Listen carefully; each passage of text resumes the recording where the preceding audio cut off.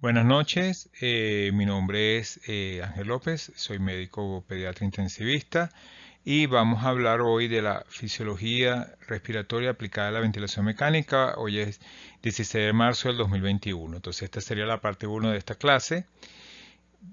Para ello vamos a hablar en sí de dos problemas básicos que tenemos que manejar cuando hablemos de la ventilación mecánica. Vamos a hablar entonces de la ventilación y la oxigenación.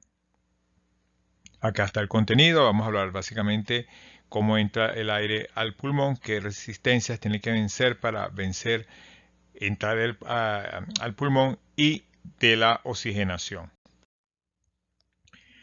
Entendemos como ventilación el proceso mediante el cual entra y sale aire del pulmón.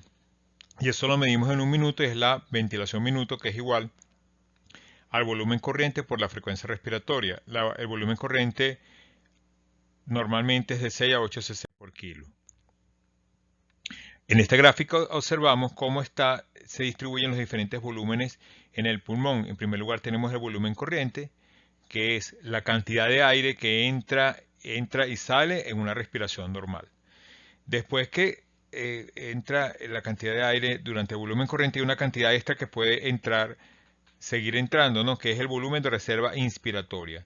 Una vez que es alado el volumen corriente, hay una cantidad de aire que puede seguirse expirando, que es el volumen de reserva expiratoria. Finalmente, el volumen de aire que queda después de una expiración máxima es el volumen residual. La capacidad pulmonar total, que sería la suma de todos estos volúmenes: volumen residual, volumen de reserva expiratoria, volumen corriente y volumen de reserva inspiratoria. Hay otras capacidades como la capacidad vital, la capacidad inspiratoria, pero debemos recordar la capacidad residual funcional, que es muy importante porque, como vemos, es el punto donde comienza siempre el volumen corriente, es el volumen expiratorio de reposo y independientemente si el pulmón tiene una capacidad residual funcional muy disminuida en casos de enfermedades restrictivas o está muy aumentada en casos de enfermedades obstructivas, siempre allí va a comenzar el volumen corriente.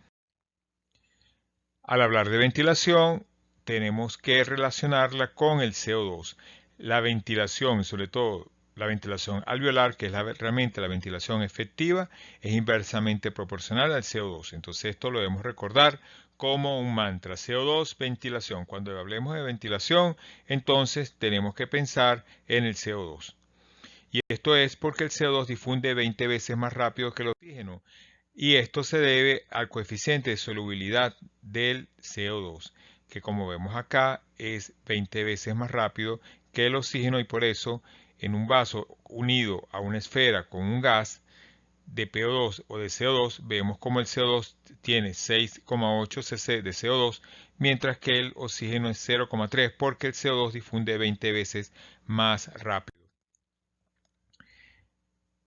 Ahora bien, como habíamos ya nombrado, la ventilación es la entrada y salida de aire del pulmón, pero este aire debe estar en contacto con sangre, porque si no se produce lo que se llama un espacio muerto, es decir, entra y sale aire pero no en contacto con sangre. Es una ventilación perdida, en la cual entonces también aumentaría el CO2.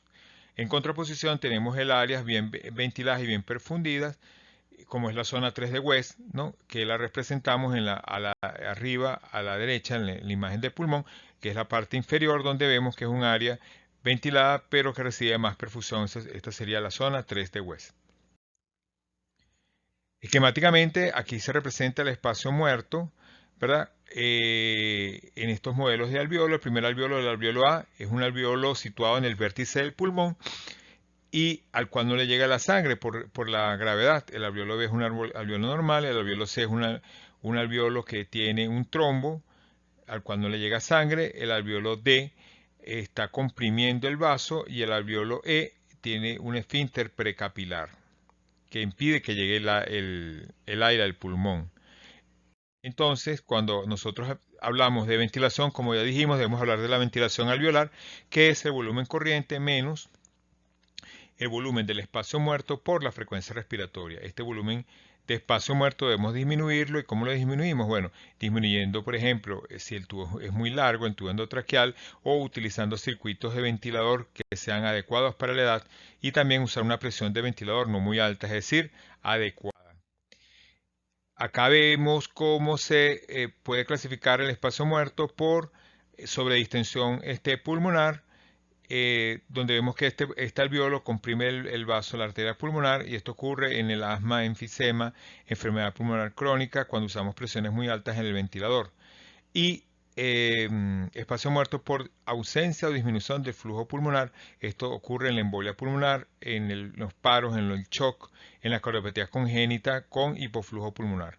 Un espacio muerto por encima de 60 puede conllevar aumento de CO2 e hiposemia. Entonces el aire, para llegar al pulmón, debe atravesar las vías aéreas de conducción, donde están las tráqueas, bronquios y los bronquiolos no respiratorios, y finalmente las vías aéreas de intercambio, donde tenemos los alveolos, donde se realiza la hematosis pulmonar. Otra clasificación de las vías aéreas son las vías aéreas proximales, las cuales incluyen nariz, tráquea y bronquios, y que tienen una superficie transversal muy pequeña, por la cual ofrecen la mayor resistencia. El 90% de la resistencia viene en los adultos de las vías aéreas proximales, mientras que las vías aéreas pequeñas en los adultos tienen una mayor superficie transversal y apenas dan el 10% de la resistencia. Esto es a diferencia en el niño, donde las vías aéreas pequeñas, por su pequeño diámetro, valga la redundancia, aportan hasta el 50% de la resistencia total de las vías aéreas. Finalmente tenemos el acino lobulillo primario, donde se hace el intercambio gaseoso. En cuanto a la parte anatómica, tenemos algunas diferencias, entre las cuales tenemos la lengua muy grande, la glotis anterior, la epiglotis es más flácida, y el tórax, ¿verdad? Tenemos que el tórax es complaciente, se deja llevar en la inspiración, pero sobre todo en la expiración se colapsa, y por ello el paciente tiene más dificultad respiratoria. Entonces el aire para entrar debe vencer unas presiones llamadas resistencia, ¿verdad? Que son fuerzas opuestas a la entrada finalmente del aire, que es el fin final. Una de las funciones principales del pulmón, que es el componente elástico y el componente friccional, que depende del flujo. En el componente elástico